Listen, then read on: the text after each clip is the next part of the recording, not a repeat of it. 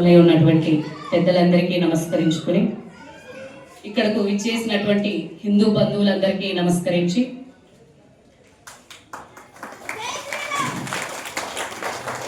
నిజంగా మనకు స్వాతంత్రం వచ్చింది అని అంటున్నాం కదా, అది స్థూలంగా కనిపిస్తుంది.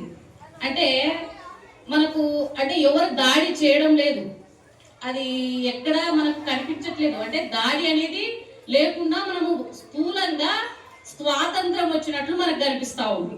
అయితే సూక్ష్మంగా నిజంగా బానిసలమయ్యే ఉన్నాం. ఎందుకంటే మన మెదళ్ళలో వాళ్ళు వదిలి వెళ్ళినటువంటి జీవన విధానం ఇంకా మనకు కంటిన్యూగా ఉంది, అదే నడుస్తూ ఉన్నాం.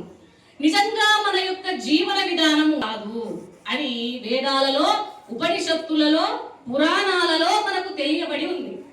పురాణాలలో రామాయణ మహాభారతంలో మన జీవన విధానం ఎట్లా జీవించాలా అన్నటువంటిది అందులో మనకు దాగి ఉంది, ఏ విధంగా జీవించాలి అన్నటువంటిది.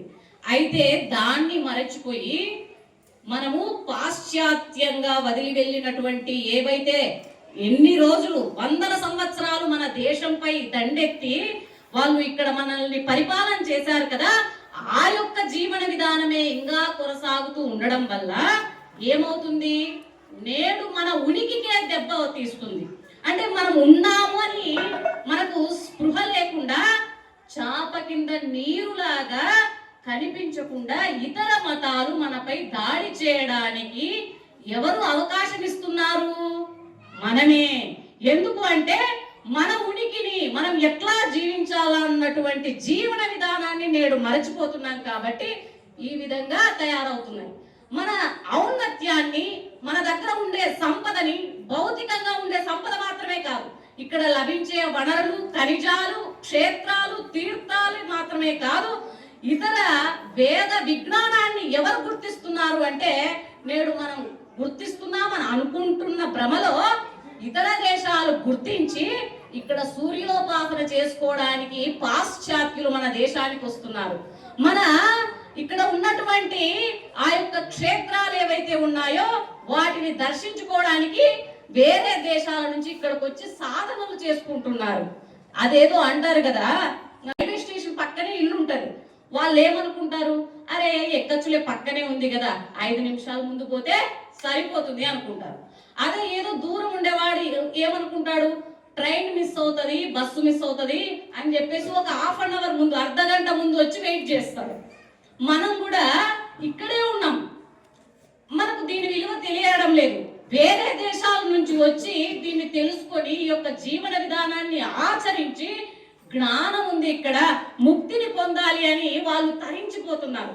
మనము పక్కనే ఉంది కదా, మన దగ్గరే ఉంది కదా అని నెగ్లెక్ట్ చేసి మన యొక్క హిందూ ఉనికిని మనము కప్పివేసుకుంటున్నాము. కాబట్టి మన యొక్క ఉనికిని మనం కాపాడుకోవాలంటే మనం ఆచరించవలసినది ఏమి అంటే ఆ యొక్క రాముడు నడిచినటువంటి మార్గాన్నే మనము నిర్దేశంగా తీసుకుని ఆ యొక్క భారతంలో ఏ నీతి సూత్రాలు వాళ్ళ జీవన విధానాల్లో అమలుపరుచుకున్నారో, ఏ విధంగా అన్నదమ్ములు ఏ విధంగా జీవించాలి, భార్యాభర్తలు ఎట్లా ఉండాలి, పిల్లలకు మనము దేన్ని వారసత్వంగా ఇస్తున్నాము. వారసత్వంగా మనం ఇవ్వాల్సింది ఆ యొక్క ధన సంపాదన మాత్రమే కాదు. ఏమివ్వాలి వారసత్వంగా?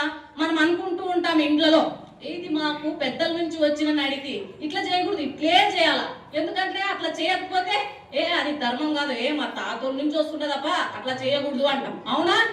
కాబట్టి మన పూర్వీకుల నుంచి కూడా మనకు వస్తున్నటువంటి ఆ జ్ఞానాన్ని మనం మర్చిపోతున్నాము. ఆ యొక్క దేవాలయాలను వెళ్ళి ఆ యొక్క శక్తిని పుంజుకునేటువంటి విషయాలను మనం మర్చిపోతున్నాం. దేవాలయాలకు వెళితే ఆ యొక్క మనలో ఉన్నటువంటి అశాంతి అంతా దూరమై, ఎంత టెన్షన్తో ఉన్నవాడైనా భగవంతుని ముఖాన్ని చూసినప్పుడు మీ మనసులో కొంచెం శాంతి కలుగుతుంది కదా.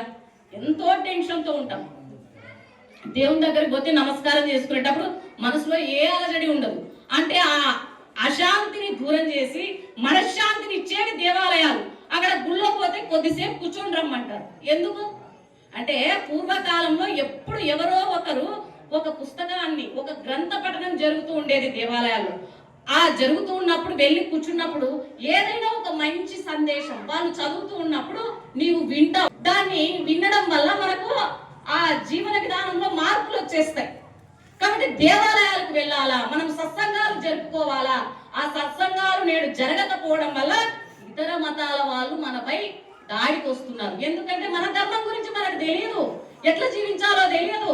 మనం రాముణ్ణి కృష్ణుని మర్చిపోయి ఊరికే ఆహార నిద్ర భయమైదునా అని సామాన్యమేత పశుభి సమానః అంటే తినడము, పడుకోవడము, నిద్రపోవడము, వీటిలో అంటే ఇంట్లో గొడవలకే మనకు సమయం సరిపోతుంది. బయట ఏం జరుగుతుంది భారతదేశంలో? మన కన్న తల్లి ఇప్పుడు మన ఇంట్లో ఏమైనా గొడవలు ఉంటే మనము అలజడిగా ఉంటామా లేదా? ఉంటాము. ఆ విధంగానే దేశంలో ఎక్కడ అలజడి జరిగినా మనం ఎందుకు స్పందించలేకపోతున్నాము అంటే నేడు ఈ దేశం నాది అన్న భావన నుంచి మనం ఎక్కడో స్వాభిమానాన్ని వదిలేస్తున్నాం. ఇంటి వరకే మన ప్రేమని చూసుకుంటున్నాం. మన కన్న తల్లి మీద కూడా మనం ప్రేమను పెంచుకోవాల్సిన అవసరం నేడు ఎంతైనా ఉంది. ఒక ఆమె ఇంటి బయటకు వచ్చిందట. బయట 3 వ్యక్తులు నిలబడినారు. ఒకరు ప్రేమ స్వరూపము, ఒకరు సంపద, ఒకరు విజయం. వాళ్ళు ఇంట్లోకి వచ్చి ఆతిథ్యం తీసుకోవాలనుకుంటున్నారు. అయితే రండి అని పిలిచిందంట ఆమె. వాళ్ళు అన్నారు, మేము యజమాని వచ్చేంత వరకు ఇంటిలోకి రాము అన్నారు. సరే అని ఆమె ఇంట్లోకి వెళ్ళింది. తర్వాత కొద్దిసేపటి తర్వాత యజమాని వచ్చారు. వాళ్ళ ఆయన చెప్తా ఉంది, ఇంటి బయట 3 ఉన్నారు, మరి ఎవరిని పిలిస్తే బాగుంటుంది? ప్రేమ ఉన్నారు, సంపద ఉంది, విజయం ఉంది, ఎవరిని పిలుద్దామని అడిగిందంట భార్య. అడిగితే ఆయన మన టైపే కొంచెం. ఏమన్నాడు ఆయన? సంపదని పిలుద్దాం, డబ్బులు వస్తే బాగుంటుంది కదా, సంపదని పిలుద్దాం అన్నాడు. వాళ్ళ ఇంట్లో ఒక కూతురు ఉంది. ఆ పాప చెప్పిందంట, నీకు ఎంత సంపద అన్నా ఉన్ని ఆ యొక్క ప్రేమ లేకపోతే మనకు గొడవలు వచ్చేస్తాయి కదనా, కాబట్టి ప్రేమని పిలుద్దాము అని చెప్పిందంట అమ్మాయి. సరే అని ఆ అమ్మాయి చెప్పినట్లా విని, అయ్యా మీరు ప్రేమ స్వరూపమా, మీరు రండి ఇంట్లో, మా ఇంట్లో ఆతిథ్యానికి అని చెప్పాడట. అంటే ప్రేమ స్వరూపం ఇంట్లో వస్తా ఉంది. దాని వెంటనే ఎవరు వస్తున్నారు? సంపద, విజయం కూడా ఇద్దరు ప్రేమ వెంటనే వచ్చేసినారు. అయ్యా మేము మిమ్మల్ని పిలవలేదు, ప్రేమ ఒక్కరిని పిలిచినాము అని అంటే, లేదమ్మా, మేము ప్రేమ ఎక్కడ ఉంటే అక్కడే సంపద, అక్కడే విజయం ఉంటుంది. ఎప్పుడైతే మనం అని జీవిస్తున్నామో సంపాదన సంపాదన సంపాదన, విజయము విజయం అని ఈ విధంగా వాటి వెంట పరిగెడుతా ఉన్నాం కదా. నిజంగా మనం దేని గురించి, ధర్మం గురించి, ప్రేమ గురించి మనం ప్రయత్నం చేసినప్పుడు ఆటోమేటిక్ గా ఆ యొక్క సంపద, విజయం కూడా మన ఇంట్లో తాండవం చేస్తుంది. కాబట్టి నేడు మన జీవన విధానం సంపాదన వైపు కాకుండా దేని వైపు ఉండాలి? ప్రేమ వైపు, ధర్మం వైపు నిలబడాలా. ఎప్పుడైతే మన ధర్మం ఏమని చెప్తోంది? అద్వేష్ట సర్వభూతానం మైత్రః కరుణ ఏవచ నిర్మమో నిరహంకారః సమదుఃఖ సుఖక్షమీ. సర్వ ప్రాణుల్ని కూడా ఒకే సమానత్వమైనటువంటి భావనతో సమానత్వంగా భావించాలి. ఏ ప్రాణికి కూడా హాని కలగకూడదు. ఏ ప్రాణికి కూడా హింస పెట్టేటువంటి అది నేర్పలేదు. మన ధర్మం ఏం నేర్పుతుంది? సర్వ జీవులను ప్రేమించేటువంటి తత్వమే నేర్పుతుంది. నేను చూస్తా ఉన్నాం పరాయ మతస్థులు ఏం చేస్తా ఉన్నారు. మా దేవుణ్ణి నమ్మనివాడు పాపి, ఏమిటి పోతాడు? నరకానికి పోతాడట. అవునా? నరకానికి పోతాడట. మన దేవుడు అట్లా చెప్పలేదు, మన మతం అట్లా చెప్పలేదు. అందరూ బాగుండాలి. ఎవరు స్మరించినా స్మరించకపోయినా కూడా అందరూ బాగుండాలి. సర్వే జన సుఖినో భవంతు అని చెప్పినటువంటి ధర్మం ఎవరిదయ్యా అంటే హిందుత్వందే. అది ఎక్కడ పుట్టింది అంటే ప్రపంచ దేశాలన్నింటిలో కూడా అన్ని దేశాలు బెడ్రూమ్స్, టాయిలెట్స్ అయితే ఈ యొక్క భారతదేశం ఏమి పూజా గది. ఈ పూజా గదిలో పుట్టినటువంటి మనము, అంతటి గొప్ప దేశంలో పుట్టినటువంటి మనము మన ధర్మాన్ని గుర్తుంచుకొని విదేశీయులు ఏదైతే పెట్టారో మన మెదళ్లలో వాటిని మనం తొలగించి మనం ఆచరించడమే కాదు, మనం ఆచరిస్తే మన పిల్లలు కూడా ఆచరిస్తారు. కానీ వాళ్ళని కూడా బాధ్యతలో పెట్టేటువంటి బాధ్యత మన మీదే ఉంది. మనం ఏది చేస్తామో పిల్లలు అదే చేస్తారు. మనం మొబైల్ చూస్తూ ఉంటే నువ్వే చూస్తున్నావు, నేను చూస్తాను అంటాడు పిల్లవాడు. నువ్వు పుస్తకం రోజు 1 గంట చదువుతూ ఉంటే ఆ పిల్లవాడు కూడా చదవాలని తీస్తాడు. నువ్వు చదివి ధర్మం గురించి నీకే రాముడి గురించి తెలియదు, నీకే రావణాసురుడి గురించి తెలియదు, అదే మంచి ఎట్లా ఉండాలా చెడుగా ఎట్లా ఉండాలా అన్నటువంటి విషయం తల్లిదండ్రులమైన మనకే తెలియకపోతే పిల్లలకు ఇది చదువు, దీంట్లో మంచి ఉంది చెడు ఉందని చెప్పేది ఎవరు?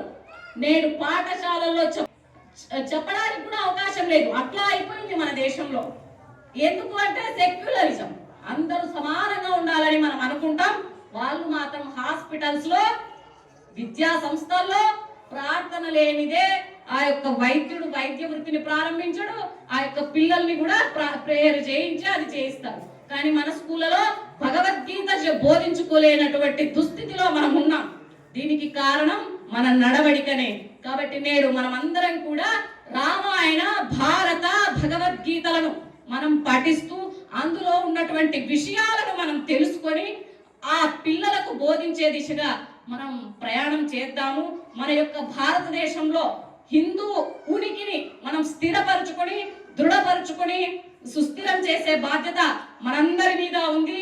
మనం గనక మన ఉనికిని మనం మరచిపోతే చాలా ఇప్పుడు చూస్తా ఉన్నాం, బంగ్లాదేశ్ లో ఎన్నో ఘోరమైనటువంటి పరిస్థితులు జరుగుతూ ఉన్నాయి. హిందువుల మీద దాడులు బహిరంగంగానే చేస్తున్నారు. వాళ్ళు ఏం భయపడట్లేదు హిందువుల మీద దాడి చేయడానికి. ఆ స్థితి మన వరకు రాకముందే మన యొక్క ఉనికిని నేనున్నాను అని ఎవరు చెప్పుకోవాలా? మనమే చెప్పుకోవాలా. హిందువులు గొర్రెల్లాగా కాదు, సింహంలాగా గర్జించి ఆ యొక్క వేదంలో ఉపనిషత్తుల్లో ఏదైతే చెప్పారో యహ ఆత్మానం అవిదిత్వా అస్మాన్ లోకాన్ ప్రైతి సకృపణః, ఏదైతే ఆత్మతత్వం ఉందో, తన్ను తాను తెలుసుకునేటువంటి తత్వం ఉందో, అది ఒక్క సనాతన ధర్మంలోనే ఆ జ్ఞానం ఉంది, వేరెక్కడా కూడా లేదండి. ఆత్మతత్వాన్ని తెలిపి నీ గురించి నిన్ను నీవు తెలుసుకో అన్నటువంటి తత్వము భగవద్ దర్శనం అన్నిట్లో ఉంది, భగవత్ తత్వం అన్నిట్లో ఉంది అని చెప్పేటువంటి ధర్మం కేవలం హిందూ శాస్త్రాల్లో తప్ప వేరెక్కడా లేదండి రహస్యం. కాబట్టి ఈ విషయాన్ని గుర్తించి మనం మన పురాణాల్లో ఏముంది, మన వేదాల్లో ఉపనిషత్తుల్లో ఏం దాగి ఉన్నాయని మనం చదివి పిల్లలకు వాటిని అవగాహన చెప్పడం ద్వారానే మనం మన దేశంలో మన హిందూ ఉనికిని నిలబెట్టుకోగలమని ఈ యొక్క అవకాశాన్ని కల్పించినటువంటి పెద్దలందరి పాదపద్మములకు నమస్కరించుకొని ధన్యవాదాలు.